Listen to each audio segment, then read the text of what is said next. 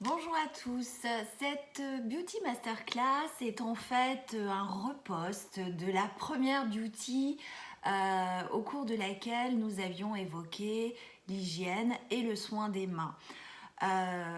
C'est d'autant plus évident maintenant que nous sommes déconfinés qu'il faut effectivement répéter et re-répéter les gestes barrières et le lavage des mains est le plus évident et nécessaire de tous. Le virus est toujours là, est toujours très actif. Il faut donc prendre soin de ses mains. Donc d'abord, on va rappeler les gestes d'hygiène. Le plus efficace de la vie de tous les spécialistes de la santé restant le lavage à l'eau et au savon. Vu qu'en ce moment, l'eau des villes est particulièrement enrichie en chlore et donc beaucoup plus calcaire que de coutume et ainsi plus asséchante, il va falloir adopter des savons plutôt très nourrissants. Je pense par exemple à tout ce qui est pain dermatologique, surgras, qui sont généralement dotés d'une formule proche du pH de la peau et qui respectent le film hydrolipidique de la surface de la peau. Donc ça limite les agressions et ça limite aussi la dénutrition des mains. Parce que le geste aussi est plus simple, notamment pour les enfants, ou bien en collectivité, parce qu'il suffit d'appuyer d'un coup de coude sur son flacon pompe. Le savon liquide reste aussi une bonne alternative.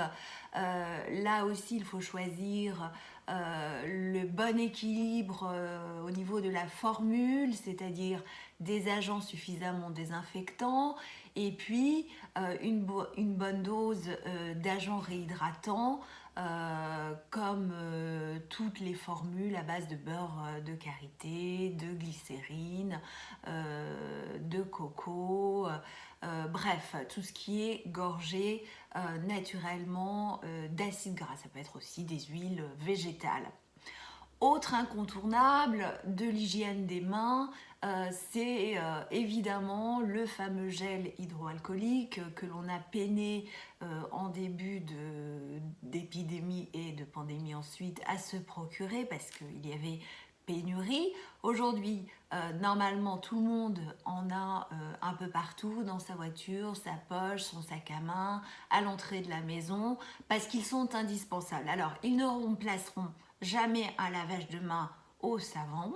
En revanche, lorsque vous vous déplacez, lorsque vous prenez les transports en commun, il faut toujours en avoir un pour se désinfecter les mains dès que cela est nécessaire. Et c'est très souvent nécessaire au cours de la journée.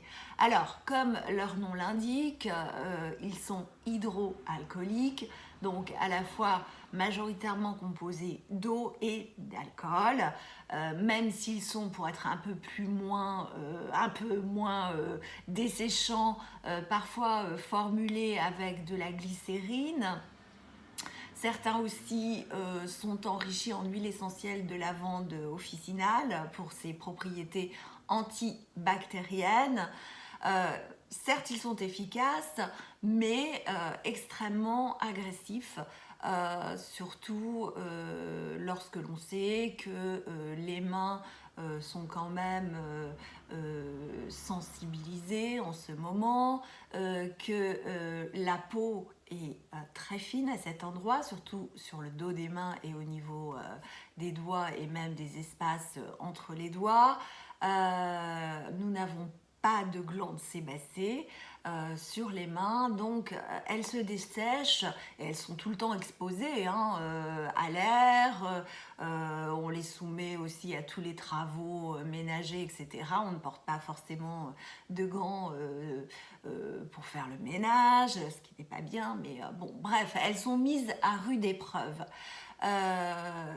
Donc, les gels hydroalcooliques, ok, mais après il va falloir prendre soin de ses mains désinfectées certes, mais agressées. Je reviens quand même sur les gels hydroalcooliques. Ceux qui sont certifiés sont ceux qui doivent comporter la mention NFEN 14476. C'est une norme qui avait été mise au point et imposée lors de l'épidémie de grippe de NH1.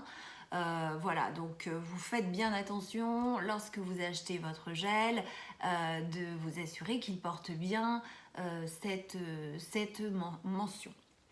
De toute façon, les gels hydroalcooliques, on devrait en avoir toujours sur soi à l'année, notamment en hiver, lorsque les épidémies de grippe ou de gastro-entérite sont très virulentes et qu'on prend beaucoup les transports en commun, qu'on touche un peu à tout.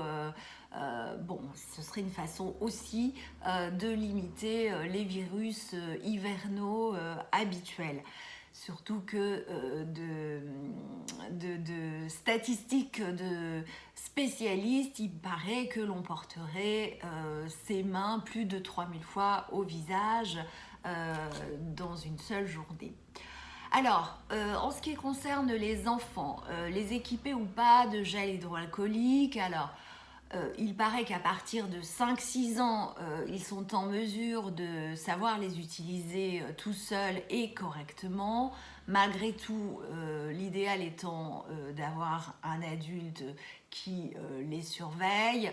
Les gels sont interdits à l'école parce que les chefs d'établissement, en tout cas dans les classes élémentaires, considèrent que l'enfant pourrait mal l'utiliser, en projeter dans ses yeux ou sur ses camarades. Voilà, ce qui fait qu'on préfère les initier au lavage traditionnel au savon.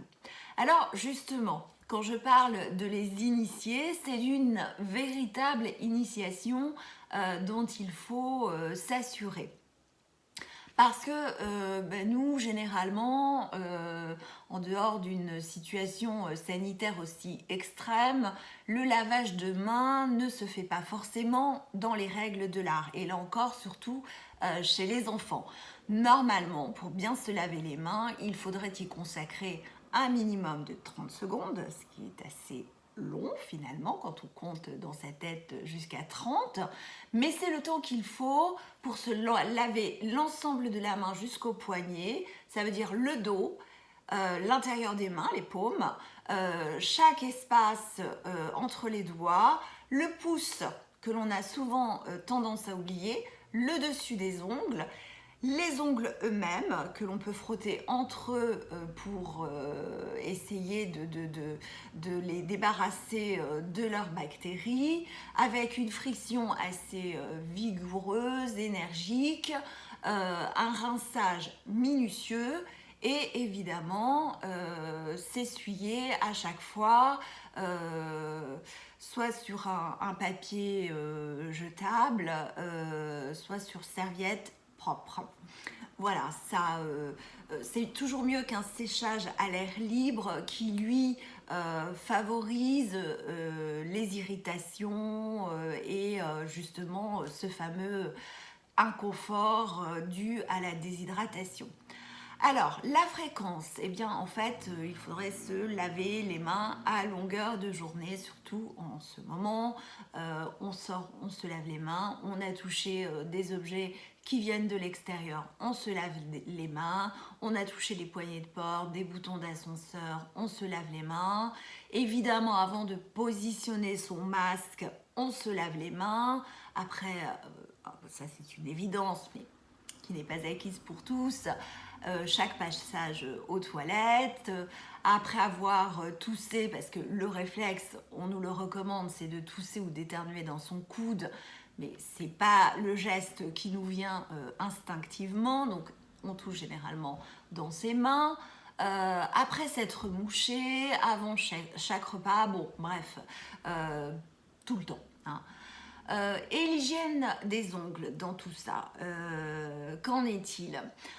Il faut savoir que les ongles, même un tout petit peu longs, sont de véritables nids à germes et à microbes.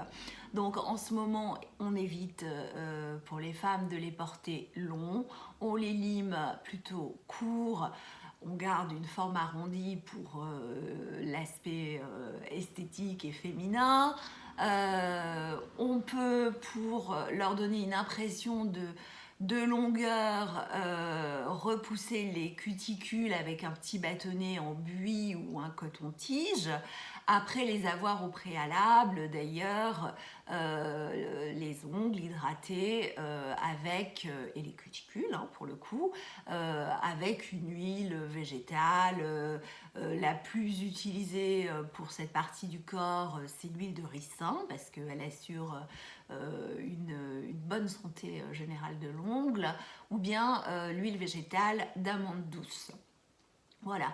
Et si on veut leur donner un petit peu de brillant, eh bien, soit on a un petit accessoire réservé donc aux soins des ongles avec une petite peau de chamois que l'on va frictionner sur la surface de l'ongle, ou bien un Kleenex tout simplement. On évite pour les mêmes raisons, parce que ce sont des vrais nids à microbes, il faut le savoir. Mesdames, porter du vernis n'est pas recommandé en ce moment. Alors le vernis, lorsqu'il vient d'être appliqué, il est laqué, il est brillant, il est magnifique. Néanmoins, en quelques heures, il devient très vite poreux, c'est-à-dire qu'en vieillissant, il va aimanter tout ce qui est salissure, même celles qui ne se voient pas à l'œil nu, hein, bactéries, germes. Donc pour le moment, on évite d'emporter et on le réserve à ses orteils. Voilà.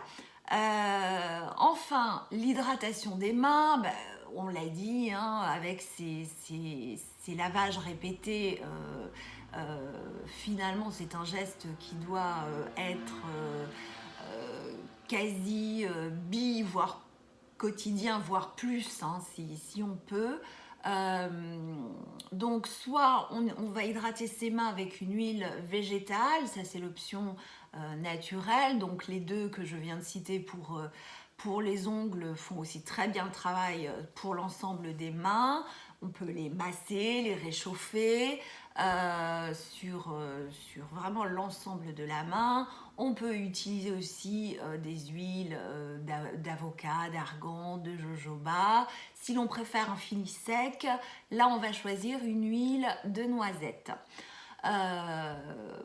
Et puis si on ne supporte pas l'excédent de matière un peu grasse, collante, on absorbe l'excès avec un mouchoir en papier.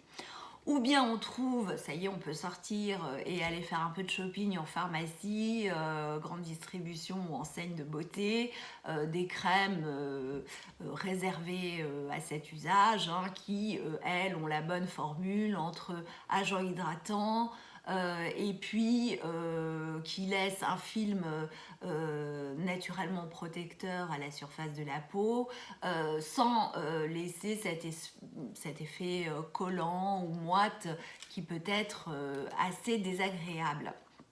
Voilà. Et puis, on peut aussi, alors peut-être pas toute une nuit, surtout qu'en ce moment il fait super chaud et que c'est pas forcément très agréable, mais se faire un petit masque le soir devant la télé en regardant sa série, c'est-à-dire poser une couche un peu plus épaisse de crème hydratante, enfiler des gants de coton.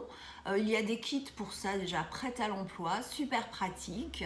Voilà, laisser poser. De toute façon, la peau a tellement soif qu'elle va vite tout absorber et normalement la réparation est quand même impeccable.